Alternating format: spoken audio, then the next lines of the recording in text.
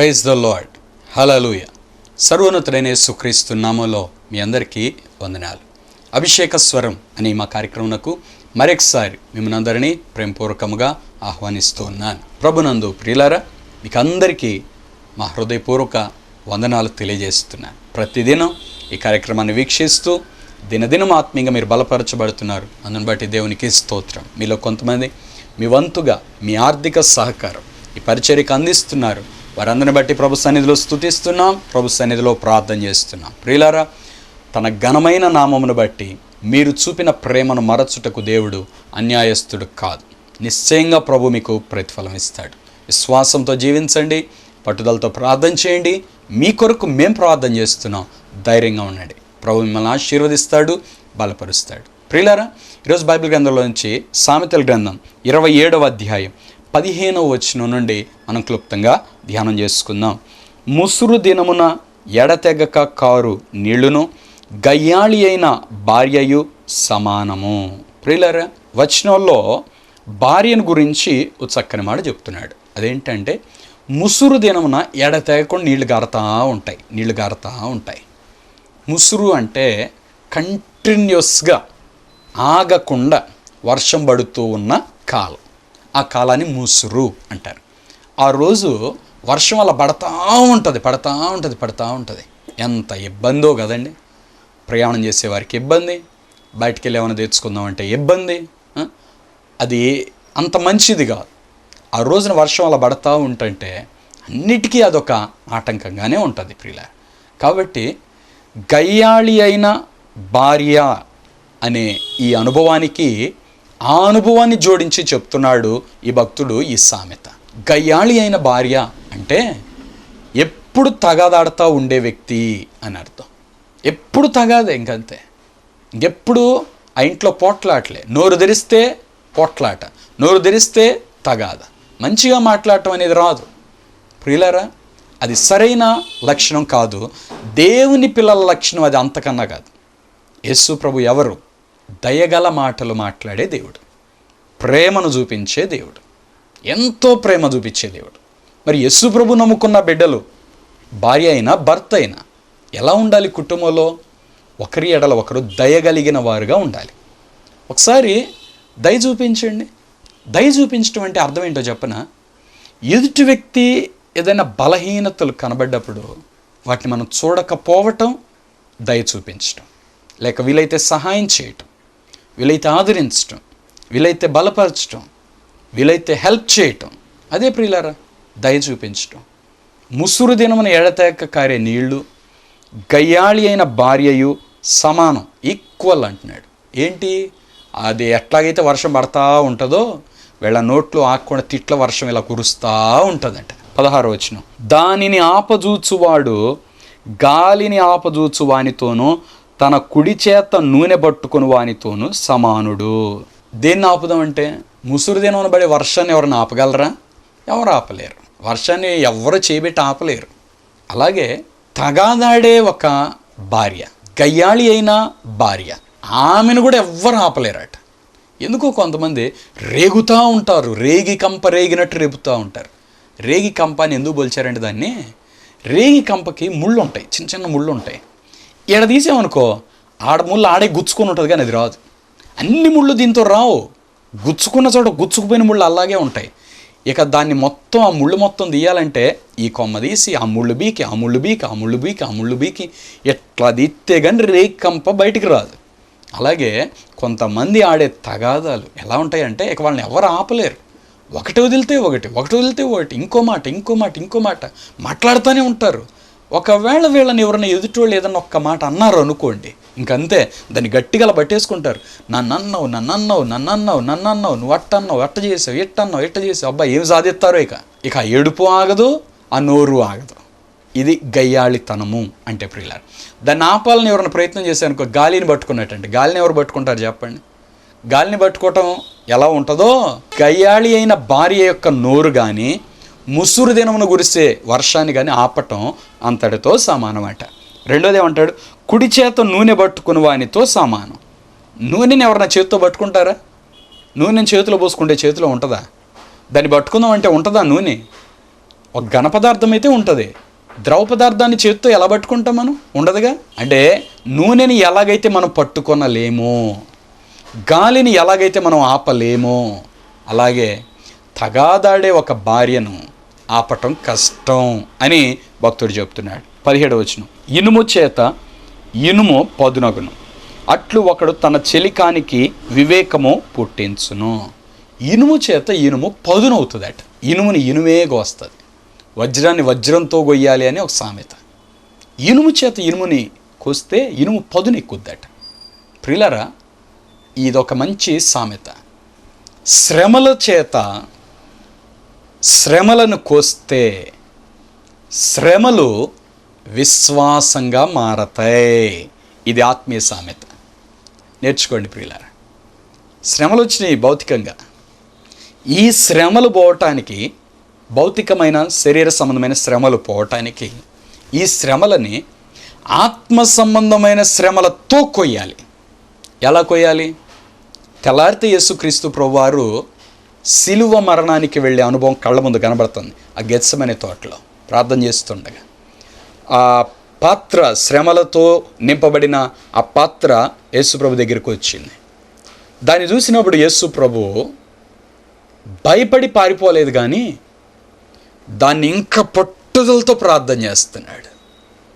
ఆ రోజు తెల్లారితే కొరడాలతో కొడతారు, తల్ల ముళ్ళ కిరీటం పెడతారు, కాళ్ళల్లో చేతుల్లో మేకులు కొడతారు, రక్తం గారుతుంది. అట్లా అవన్నీ అక్కడ కనబడుతుంటే ఇక్కడే రక్తం గారుస్తూ ప్రార్థన చేస్తున్నాడు. ఎట్లా?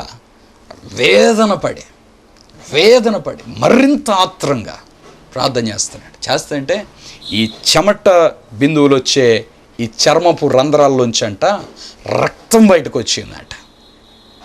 చెమటగా లాగా ఆయన రక్తం కారిందంట. అది శ్రమలని ఉపవాస ప్రార్థన అనే శ్రమలతో కోయండి, కన్నీటి ప్రార్థన అనే శ్రమలతో కోయండి. మోకాళ్ళేసి శరీరాన్ని నలగొడుతూ, అంటే కొట్టుకుంటూ కాదు, పట్టుదలతో గంటల తరబడి మోకాళ్ళ మీద నిలవబడి అలా కన్నీరు విడిచి చేసే ప్రార్థన, అటువంటి శ్రమలతో కోయండి. ఆ శ్రమల్ని ఎగిరిపోతాయి అంతే. విశ్వాసం పెరుగుతుంది, దేవుడు మిమ్మల్ని ఆశీర్వదిస్తాడు, ఆ శ్రమ నుండి దేవుడు తప్పిస్తాడు. ప్రియులారా, అట్లు ఒకడు తన చెలికానికి వివేకం పుట్టించును. అంతే. ఒక వ్యక్తి జ్ఞానం కలుగుతుంది అప్పుడు. నిజంగా ప్రియులారా, శ్రమలు నేర్పిన అనుభవాలు అవి చాలా అద్భుతమైనవండి. అవి ఇక ఎవరు ఆ వ్యక్తి దగ్గర నుంచి ఎవరు తీసేయలేరు. ఒక వ్యక్తి మంచి జ్ఞాని అయ్యాడు అంటే అర్థం ఎక్కడో దెబ్బతిన్నాడు అని అర్థం. తను తిన్న దెబ్బలను బట్టి, తను పొందిన శ్రమలను బట్టి అనుభవ పాఠాలు అంటారు. అవి కానీ నేర్చుకుంటే ఇక ఆ వ్యక్తిని ఎవ్వరూ పడేయలేరు. ప్రియులారా, వాడిని ఎవ్వరూ ఆత్మీయంగా వెనకకు జారిన స్థితిలో ఉంచలేరు. 18వ వచనం, అంజూరపు చెట్టును పెంచువాడు దాని ఫలము తినును, తన యజమానుని మన్నించువాడు ఘనత నొందును. ప్రియులారా, ఓ చెట్టు నాటుకున్నావు, ఆ చెట్టు నీదైద్ది. ఆ చెట్టును పెంచుకుంటున్నావు, ఆ చెట్టు నీదే. ఆ చెట్టు పెరిగి పెద్ద అయింది, ఆ చెట్టు నీదే. ఆ చెట్టు కాయలు కాసింది, ఆ చెట్టు నీదే. దాని ఫలములు కూడా నీయే. అంజూరపు చెట్టును పెంచేవాడు దాని ఫలం తింటాడు. చెట్టు మంచి చెట్టుగా పెంచుకున్నావు. అంజూరపు చెట్టు అంటే మంచి తినటానికి మంచి ఆహార పదార్థం, మంచి విటమిన్స్ కలిగిన ఫలం అంజూరపు ఫలం. ఇప్పుడు కూడా మనం చూస్తే ఎండిపోయిన అంజూరపు పండ్లు కొన్ని చోట్ల అమ్ముతుంటారు, డ్రై ఫ్రూట్స్లో అమ్ముతారు దాన్ని. అది చాలా మంచిది అని చెప్తారు. అంజూరపు చెట్టు ఆ కాయ పచ్చిది తిన్నాను నేను, ఎండిపోయింది తిన్నాను. రెండు కూడా చాలా మంచిగా రుచిగా ఉంటాయి. అలాగే అవి చాలా మంచివే అంట. ప్రియులారా, అంజూరపు చెట్టు నాటినోడు దాని ఫలాన్ని తింటాడు. అలాగే ఆత్మీయంగా నువ్వు ఒక మంచి జీవితాన్నిగా నువ్వు జీవిస్తే దాని ఫలాన్ని అనుభవిస్తావు, దాంట్లో అనుమానం ఏం లేదు. తర్వాత రాస్తుంటే తన యజమానుని మన్నించువాడు ఘనత నొందును. యజమానుణ్ణి మన్నించాలి. కొన్నిసార్లు యజమానులు తొందరపడతారు. ఆ టైంలో మనం వారిని తృణీకరించకూడదు. తృణీకరించిన వ్యక్తి తృణీకరించబడతాడు. ఒకవేళ తన యజమానిది తప్పు అయినా యజమానికి లోబడి ఉన్న దాసుడు ఘనత నొందుతాడు. ఖచ్చితంగా ఒకరోజు ఈ వ్యక్తిని దేవుడు ఉన్నతమైన స్థితిలో ఆశీర్వదిస్తాడు. అంతే ప్రియులారా, తన యజమాని మన్నించువాడు ఘనత నొందును అని చెప్తున్నాడు. 19వ వచనం, నీటిలో ముఖమునకు ముఖము కనబడినట్లు ఒకని మనస్సు మరి ఒకని మనస్సు కనబడును. చూసారా, నీటిలో చూసుకుంటే ముఖానికి ముఖం కనబడుతుంది, మన ముఖం నీళ్లలో స్పష్టంగా కనబడుతుంది, ముఖానికి ముఖం కనబడుతుంది. అట్లాగే ఒకడి మనస్సుకి మరొకని వ్యక్తి యొక్క మనస్సు తేటగా కనబడతా ఉంటాయంట. ఎదుటి వ్యక్తి మనస్సు చూడాలి అంటే నీ మనస్సుతో నువ్వు చూడాలి. నీ మనస్సుతోగా నువ్వు చూడకపోతే నీకు కనిపించదు. భౌతిక సంబంధమైన నేత్రాలు మనస్సుని చూడలేవు. అందుకే దాన్ని మన భాషలో చెప్పాలంటే అర్థం చేసుకోవట్లేదు అంటారు. ఒకళ్ళనొకళ్ళు అర్థం చేసుకోవాలంటే వాళ్ళ మనస్సుని నీ మనస్సుతో చూడాలి, అప్పుడు అర్థమైద్దట. అంతే ప్రియులారా, చాలామంది వ్యక్తుల జీవితాలు ఈ సరైన అవగాహన లేక అపార్థాలు వచ్చి భేదాభిప్రాయాలు తెచ్చుకొని ఒకళ్ళకొకళ్ళు శత్రువులైన వాళ్ళు, విడిపోయిన వాళ్ళు చాలామంది ఉన్నారు. కారణం ఏంటంటే అర్థం చేసుకోవటంలో లోపం. ఒక క్షణం నీ ఆవేశాన్ని అణిచిపెట్టి, నీ భావాలన్నీ అణిచిపెట్టి, ఇంక నీకు ఏ ఆలోచన ఉండకూడదు. మనస్సుతో మనస్సును చూడటం అంటే ఏం అడ్డం ఉండకూడదు. మనసులో ఏదైనా అభిప్రాయం పెట్టుకొని చూస్తే నీకు అట్టగే కనబడతారు వాళ్ళు. మనసులో చెడు, ఈ వ్యక్తి చెడ్డోడు అనే అభిప్రాయం పెట్టుకున్నావు, నువ్వెంత చూసినా ఆ వ్యక్తి నీకు చెడ్డోడుగానే కనబడతాడు. మనసులో మంచి అనే అభిప్రాయం పెట్టుకున్నావు, నువ్వెట్ట చూసినా ఆ వ్యక్తి నీకు మంచివాడుగానే కనబడతాడు. ఆ వ్యక్తి ఎంత చెడిపోయినవాడే నీకు మంచిగానే కనబడతాడు. ఎందుకు? నీ మనస్సులో ఉన్న అభిప్రాయం మంచి అని. అంతే ప్రియులారా.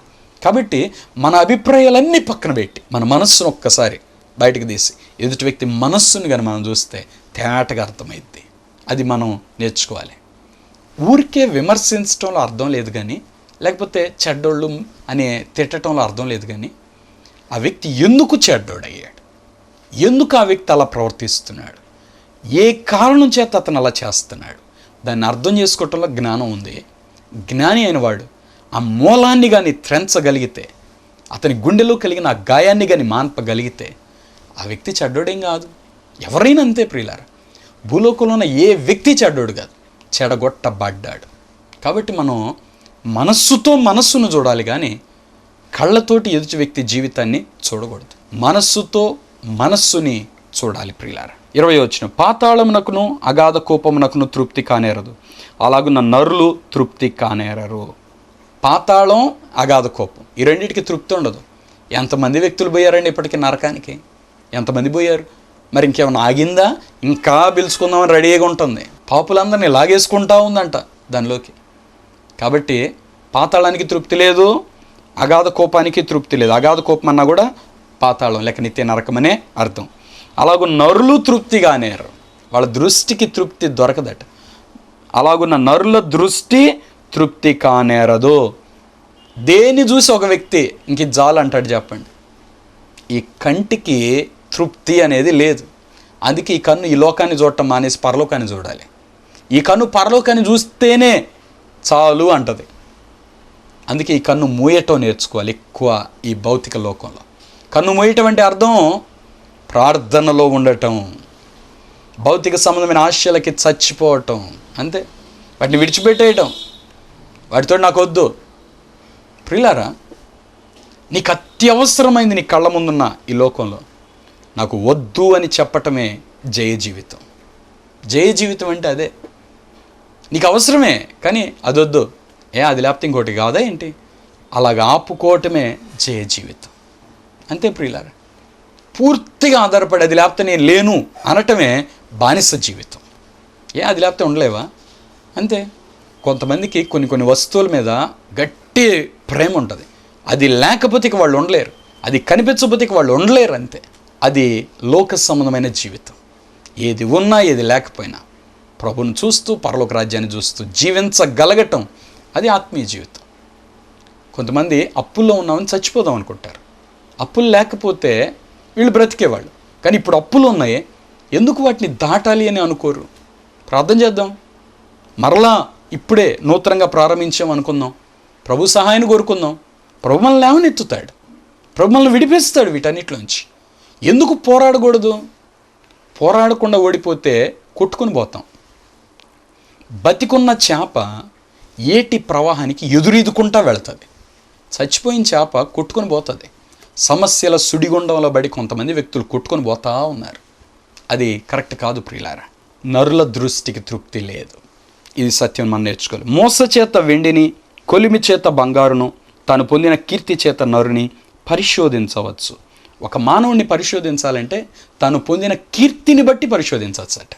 ఆ వ్యక్తి మంచోడా చెడ్డోడా అనేది అక్కడ తెలుస్తుందట. అంతే.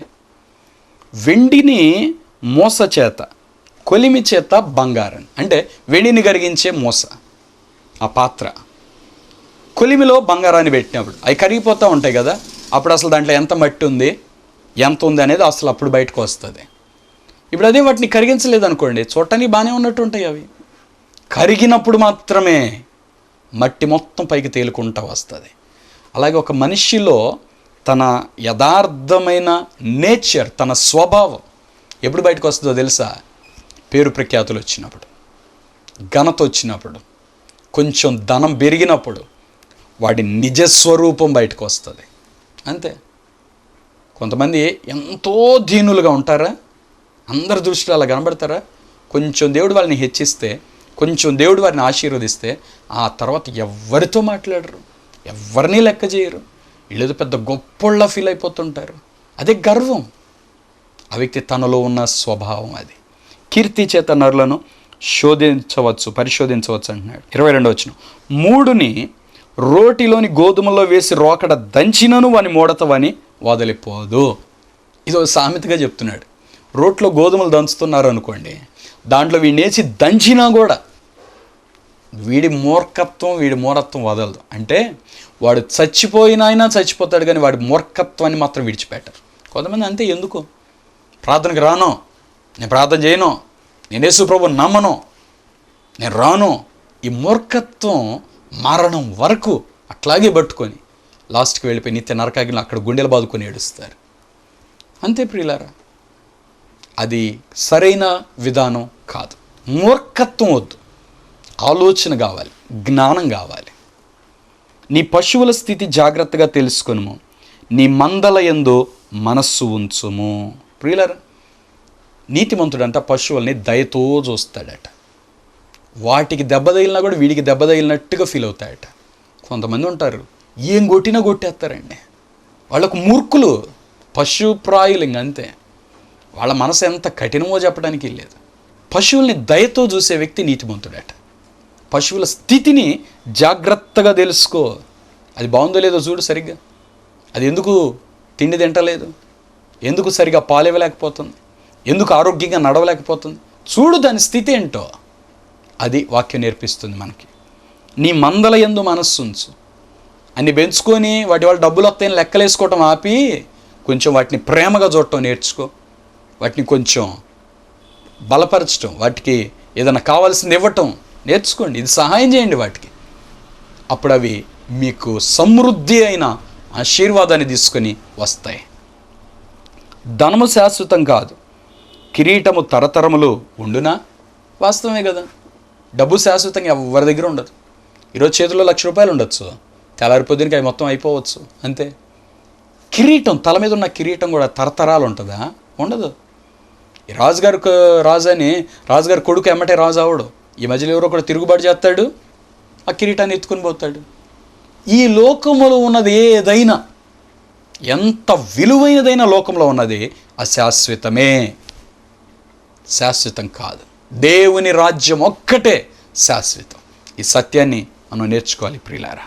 అశాశ్వతమైన ఈ లోకంలోని వాటి కోసం ఆశపడకుండా శాశ్వతమైన దేవుని రాజ్యం కొరకు, దేవుని కొరకు ఆశపడటం అది మనకెంతో ఆశీర్వాదకరం.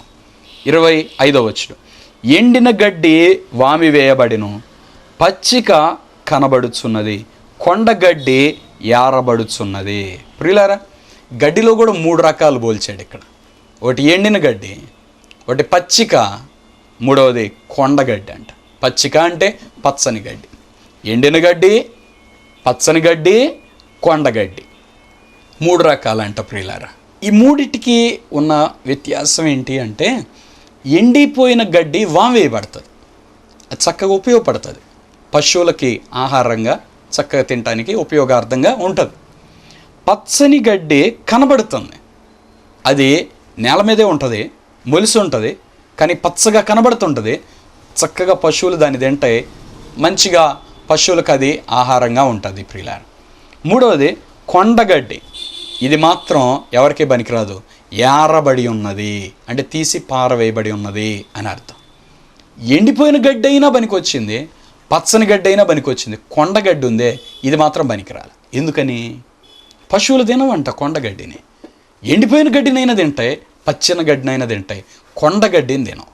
అర్థం ఏంటంటే లేత గడ్డిని తింటాయి, అవి తినడానికి వీలైనవి. ఇప్పుడు పచ్చగా ఉండి అలింగాని కొన్ని ఉంటాయి, ఇలాంటి ఎవరికి పనికిరావు, ఏరువేయబడి బయట బారేయటానికి మాత్రం పనికి వస్తాయి. ఎండిపోయిన గడ్డి చక్కగా తింటాయి. దాని అర్థం ఏంటంటే మనం వెచ్చగా అన్నా ఉండాలి, చల్లగా అన్నా ఉండాలి.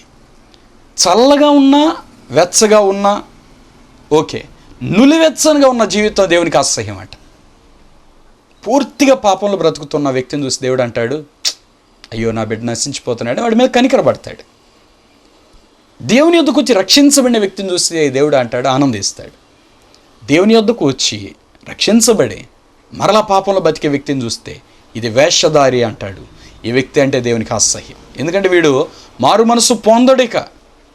ఆడన్నా ఒకరోజు తెలుసుకొని మారు మనసు పొందుతాడు, కానీ వీడు పొందడు. మారు మనసు పొందాను అని అనుకుంటూ పాపంలో బతుకుతున్నాడు. ఈ వ్యక్తి జీవితం నిత్య నరకాగ్నికి వెళ్ళిపోద్ది.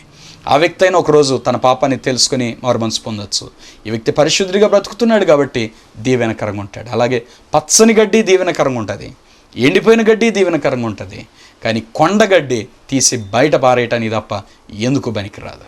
26వ వచనం, నీ వస్త్రముల కొరకు గొర్రె పిల్లలున్నవి, ఒక చేని క్రయధనమునకు పొట్టేళ్ళు సరిపోవును. గొర్రె పిల్లలు ఉన్నాయి. గొర్రెల యొక్క ఆ ఊలు, ఆ ఉన్నిని వస్త్రాలకి వాడతారు.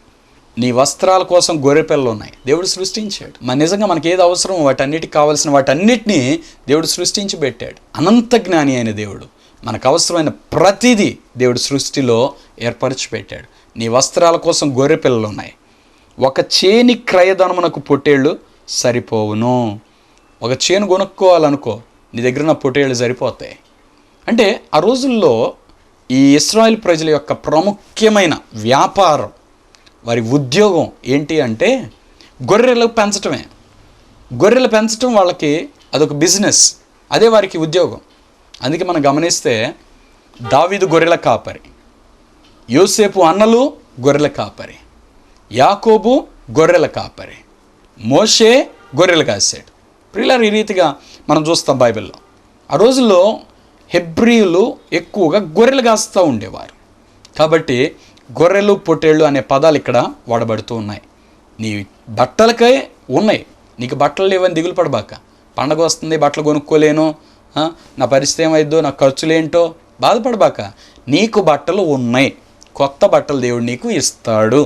దిగులు పడద్దు, విశ్వాసంతో ప్రార్థన చేయి. నీ వస్త్రములకు సరిపోయే గొర్రె పిల్లలు ఉన్నాయి. రెండోది, ఒక చేని క్రయధనానికి పొట్టేళ్ళు సరిపోతాయి. నాకు ఏమీ లేదని దిగులు పడుతున్నావే, భయపడకు. దేవుడు నీకు కావాల్సిన వాటన్నిటిని ఇస్తాడు.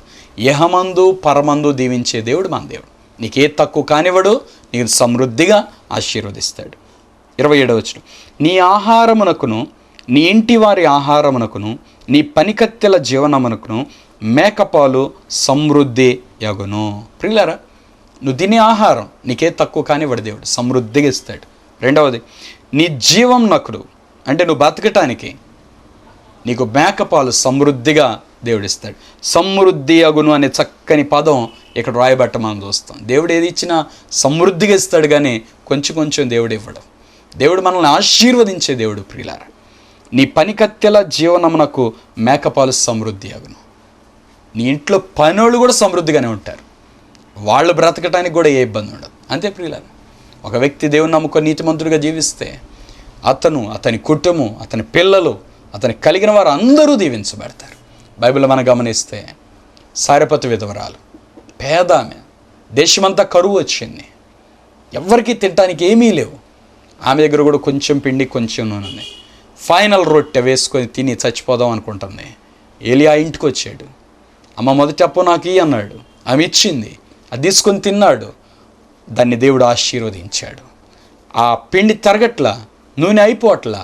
ఇప్పుడు ఈ సారెపతు విధవరాలు మాత్రమే కాదు, ఆమె ఇంటి వారందరూ కూడా పోషించబడ్డారు, సమృద్ధిగా పోషించబడ్డారు. కరువు దినములు అన్నిటా పోషించబడ్డారు. ఏలియాకి ఇస్తూ ఉన్నారు, వాళ్ళకి దేవుడు ఇస్తూ ఉన్నాడు. నేర్చుకోండి ప్రియులారా ఈ సత్యం. దేవుని సేవకుడికి ఇచ్చే విషయాల్లో పిసినారోళ్ళుగా మీరు ఎప్పుడు ఉండబాకండి. మీరు దేవుని సేవకుడికి ఇచ్చే విషయాల్లో ఎప్పుడైతే మీరు పిసినారోళ్ళుగా ఉంటారో ఇక జీవితంలో మీకున్న దరిద్రత వదిలిపోదు. ఇంక వదలదు, అది అంతే, గట్టిగా పట్టేస్తుంది మిమ్మల్ని.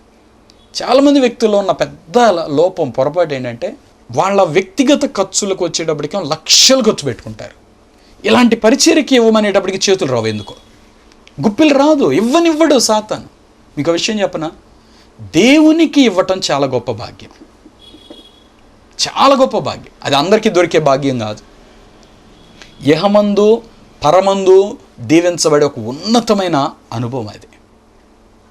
దేవునికి మనం ఇవ్వటం ఏంటి? దేవుడే మనకి ఇస్తుంటాడు అన్నీ, మనం దేవునికి ఇవ్వటం ఏంటి? అది గొప్ప భాగ్యం ప్రియులారా. కాబట్టి ఇలాంటి టీవీ పరిచర్యకు మీరు ధనం ఇస్తున్నారు అంటే నిజంగా మీ అంత దీవించబడిన వాళ్ళు ఇంకొకళ్ళు ఎవ్వరు లేరు. ఇంకంతే. కష్టమైన నష్టమైన దిగులు పడద్దు. మా ఆత్మీయ తండ్రి మా దైవజనులు ఒకటి నేర్పించేవారు, దేవుని పని విషయంలో తెగించి పని చేయాలని చెప్పేవాడు. నా ఇంట్లో నా కూతురు పెళ్ళొస్తే అప్పు చేయనా? దేవుని పని కోసం నేను ఎందుకు అప్పు చేయను? ఈ మాట చెప్పేవారు మా పాస్టర్ గారు. ఇప్పుడు నా పర్సనల్ నీడ్స్ కోసం నేను అప్పు చేస్తాను, దేవుని పరిచర్య కోసం అప్పు చేయనా? అందుకే ప్రియులారా, ఇప్పుడు సొలసల మందిరం మేము ప్రారంభించాం. కేవలం విశ్వాసంతో అలా కడుతున్నాం, అంతే. కడుతున్నాం. ప్రతి అవసరతలు దేవుడే తీర్చాలని ప్రార్థన చేస్తున్నాం. మాకున్న ఆయుధం ప్రార్థన చేస్తాం, దేవుని వైపు చూస్తాం. మేము చేయగలిగింది మేము చేస్తాం. దేవుడే ఆ మందిరాన్ని చక్కగా నిర్మిస్తాడు. దేవుడే అన్ని పనులు సంపూర్తి అగినట్లుగా సహాయాన్ని దేవుడే దయచేస్తాడు. అంతే. నీతిమంతులు ఆశించున్నది వారికి దొరకును అని బైబిల్లో రాయబడింది. దేవుని సేవకులు కానీ లేక పరిచర్యలో అవసరతలు కానీ ఎక్కడైనా తక్కువ అవుతాయా? పొరపాటును కూడా అవ్వండి. దేవుడు ఏది తక్కువ కానివ్వడు. ఖచ్చితంగా ప్రతిదీ దేవుడిచ్చి నడిపిస్తాడు. దేవుడే పోషిస్తాడు, దేవుడే ఆశీర్వదిస్తాడు, దేవుడే బలపరుస్తాడు. ఎందుకంటే ఈ పరిచర్య దేవునిది. దేవుని పరిచర్యను దేవుడు ఎలా విడిచిపెడతాడండి? నీ పని నువ్వు మానుకుంటావా చేయకుండా? మరి దేవుని పని దేవుడు చేయకుండా ఎలా మౌనంగా ఉంటాడు అనుకుంటున్నావు? లేదు. అయితే ఆ ఆశీర్వాదం మనం అనుభవించటానికే మనం గుప్పిలు విప్పే ఆ కార్యక్రమాన్ని దేవుడు పెట్టాడు, అంతే. లేదా దేవునికి ఇవ్వడం చేతగా కాదు. సేవ చేసే ప్రతి సేవకుడికి మీకు కావాల్సిన మొత్తం నెత్తాన్ని దేవుడు ఇచ్చేయచ్చు, పరలోకం నుండి ఇచ్చేయచ్చు. ఎంత కావాలంటే అంత ఉంటాయి పరలోకంలో. కానీ అప్పుడు ఇక దేవుని పిల్లలు ఎలా దీవించబడాలి? అందుకే దేవుని పిల్లల చేతిలో ఈ ఆశీర్వాదాన్ని పెట్టాడు. ఇచ్చి దీవించబడండి. నీ మేకపాలు సమృద్ధి అవుతాయి. నీ జీవనానికి, నీ ఇంటి వారి జీవనానికి, నీ పనికత్తెల జీవనానికి ఎక్కడ తక్కువ కాదు. దేవుడు అటువంటి సమృద్ధి మీకు అందరికీ దయచేయను గాక, మనకందరికీ దయచేయను గాక. ప్రార్థన చేసుకుందాం. ఒక నిమిషం తల వంచి కళ్ళు మూసుకొని మీ కొరకు ప్రార్థన చేస్తాను. మహాపరిశుద్ధమైన తండ్రి, ప్రేమ కలిగిన ప్రభువా, ఎంత శ్రేష్టమైన వాక్యాలు మీరు మాతో మాట్లాడుతున్నారు. అందుని బట్టి మీకు స్తోత్రాలు తండ్రి. ఈ వాక్యం వింటున్న ప్రతి ఒక్కరిని మీరు దర్శించండి అయ్యా. వారి వ్యక్తిగత జీవితాల్లో గొప్ప కార్యాలు మీరు జరిగించమని ప్రార్థన చేస్తున్నాం.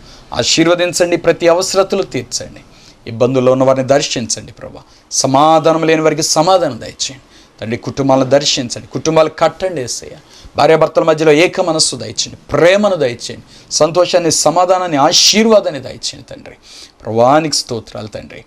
కుటుంబంగా మేము నిన్ను గణపరిచే కృప దయచేయండి. ఈ కార్యక్రమం చూస్తున్న ప్రతి వ్యక్తిని ఆశీర్వదించండి, ప్రతి కుటుంబాన్ని దీవించండి, ప్రతి ఒక్కరికి మీరే తోడైండి నడిపించి దీవించమని యేసు నామములో ప్రార్థిస్తున్నాను తండ్రి, ఆమేన్. ప్రియులారా, ఈరోజు కార్యక్రమం ద్వారా మీరు దీవించబడారని నమ్ముతున్నాను. మీ ప్రార్థన అవసరతలు మాకు తెలియపరచండి, తప్పకుండా మీకోసం ప్రార్థన చేస్తాం. ఈరోజు కార్యక్రమం మీకు దీవెనకరంగా ఉంటే తప్పకుండా ఒక్క కార్యక్రమాన్ని స్పాన్సర్ చేయండి. అలాగే సొలస గ్రామంలో మేము మందిరం నిర్మాణం చేస్తూ ఉన్నాం. మీ ప్రార్థనల్లో జ్ఞాపకం చేసుకోండి, ప్రార్థన చేయండి. దేవుడు మిమ్మల్ని అందరినీ దీవించును గాక. God bless you. మీ కానుకలు, మీ ప్రేమపూర్వకమైన విరాళాలు మాకు పంపించటకై మా account number 115894444296 state bank of India, IFSC code SBIN 00032726. మీరు మమ్మల్ని సంప్రదించుటకై మా చిరునామా pastor M. John Wesley, Abhishek Agni ministries, Redla Bazar, పాత గుంటూరు, గుంటూరు. Pin number 522001.